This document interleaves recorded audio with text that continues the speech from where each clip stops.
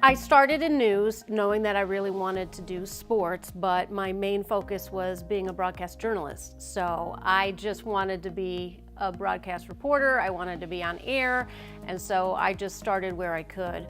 I found that I really enjoyed being a journalist, and eventually I got an opportunity to do sports and loved it. But to move up in my career, I went from a very small market of size 139, we say in the business, to market size 3, which is Chicago.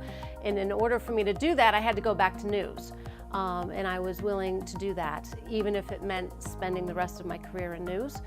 So I made the leap. I was in Chicago, and within a year, another sports opportunity came up, and I grabbed it, and I never looked back, and I did sports ever since.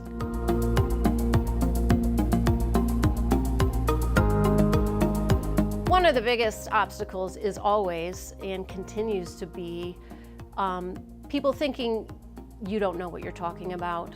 So your sports knowledge, how much you know about the game and the players, that is probably the #1 obstacle. So you do feel like you have to always overcome that, prove yourself a little bit more.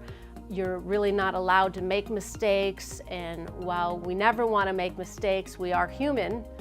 And so everybody at some point, male or female, is going to make a mistake, but for women, it is magnified, I feel, 10 times over.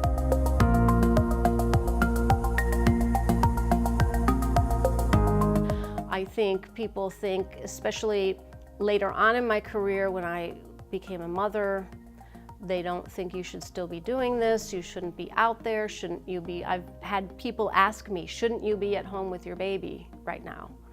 Because I would be out at a Bulls game, it would be late at night, and shouldn't you be home with your baby? These are some of the questions I would get. So I think in general, we still have this stereotype of women and what women's roles are in society, and that can really be prevalent sometimes in these industries that are male-dominated.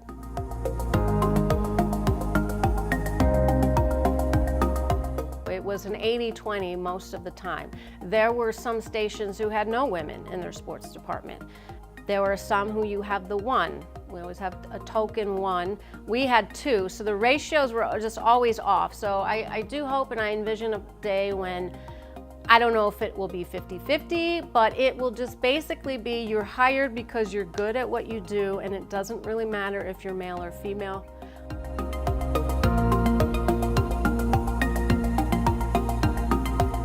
If you decide that this career is it for you, then go for it, and just know that you have to have the love and the passion for it.